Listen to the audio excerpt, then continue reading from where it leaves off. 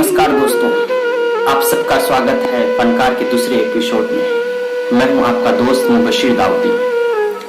आज मैं आप सबके बीच फनकार के इस दूसरे एपिसोड में सीमांचल के उस लेखक के बारे में बतलाने जा रहा हूं जिसने आंचलिक कहानी कविता के द्वारा अपना नाम पूरे विश्व में प्रसिद्धि हासिल की, जिसे लोग क्रांति दूत, स्वतंत्रता सेनानी और एक महान विचारक के नाम से जानते हैं, जिसने इस दुनिया को मैला आंचल नामक किताब जैसे कृति दिया, जिसने तीसरी कसम जैसे एक फिल्म बनी जो मारे गए गुलफाम पे था।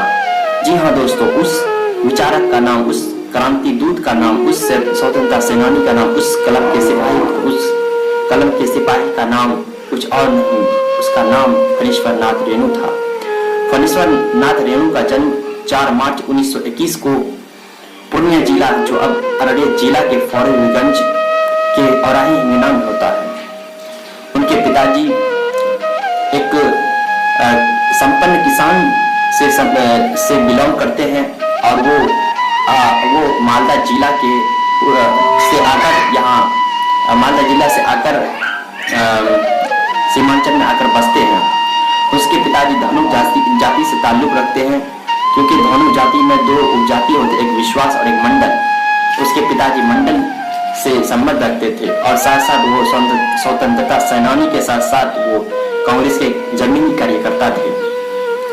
फणीश्वर नाथ रेणु का बचपन का नाम फणीनंदन था, जिसे दादी जी उसे रेणुआ काके पुकारा करते थे। फणीश्वर नाथ रेणु का आरंभिक शिक्षा दीक्षा अररिया के स्कूल से होते हैं और वो आगे की पढ़ाई के लिए आदर्श विद्यालय विराटनगर से मैट्रिक की परीक्षा पास करते हैं और मैट्रिक परीक्षा पास करने के बाद सन 1942 ईस्वी को बनारस पहुंचते हैं। बनारस पहुंचकर 1942 में इंटरमीडिएट की परीक्षा काशी हिंदू विश्वविद्यालय से उत्तीर्ण करते हैं। उसके बाद कहा जाता है कि वो बचपन से ही एक स्वतंत्रता सेनानी थे। वो बचपन में अपने स्कूली समय में वो वानर सेना के शाखा का गठन करते हैं और इसके तहत ही उसको 14 दिनों के लिए पूर्णिया जेल भेजा जाता है। और बचपन से ही वो परीक्षा नामक एक कहानी लिखते हैं। उस कहानी में एक विद्यार्थी का कहानी होता है, जिसमें वो विद्यार्थी में लाखों मेहनत के बावजूद बार बार फेल हो जाते हैं। ठीक इसी तरह से उसके मन में साहित्य के प्रति बीज फूटने लगते हैं और आगे चल के एक बहुत बड़े महान विचारक और लेखक के रूप में उभरते हैं। अपनी पढ़ाई के पूरी करने के बाद अपने लेखन कार्य शुरू करते हैं और लिखते हैं जय गंगा, आवाम जैसे कहानी, बटवाला, रखवाला, रसूल मिस्त्री, न जाने कैसे कैसे। उसी में पलटू बाबू रोड, जुलूस, कितने चौराहे, मारे गए गुलफाम, जिसपे तीसरी कसम फिल्म बनते हैं। इस तीसरी कसम का जो निदेशक होता है बासु भट्टाचार्य होता है।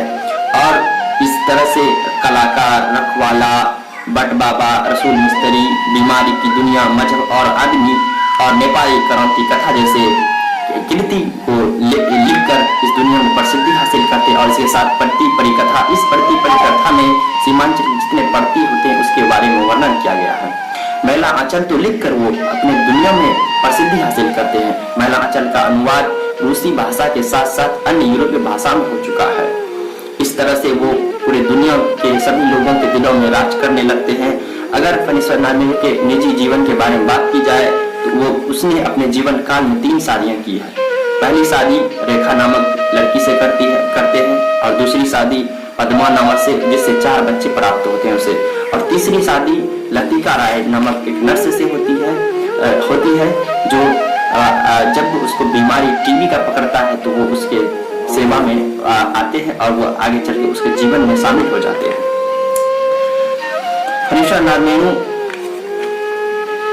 उसको पद्मश्री पुरस्कार से भी नवाजा जा चुका है। सन 1970 ईस्वी में फणीश्वर नाथ रेणु को पद्मश्री से राष्ट्रपति के द्वारा नवाजा जाता है, लेकिन 1977 के आपातकालीन के दौरान वो सरकार को पद्मश्री लौटा देते हैं। और इसी तरह से टीबी के साथ साथ उसे अल्सर पकड़ लेता है और जब बीमारी पकड़ता है पटना जाते हैं। वहाँ इलाज के दौरान ही एक शाम होती है जो 11 अप्रैल 1977 का होता है, जो इस दुनिया को अलविदा कहकर एक अपने विचार को अपनी किताबों में, कहानियों में और ग्रंथों में समेट कर इस दुनिया से अपने दूसरे प्राण लोग चले जाते हैं और इस दुनिया के से अपने कीर्ति महान का कार्य को छोड़कर चले जाते हैं। तो दोस्तों ये था फणीश्वर नाथ रेणु का जीवन परिचय। अगर आप सबको पसंद आता है तो इस वीडियो को लाइक, शेयर और सब्सक्राइब करें। बहुत बहुत शुक्रिया।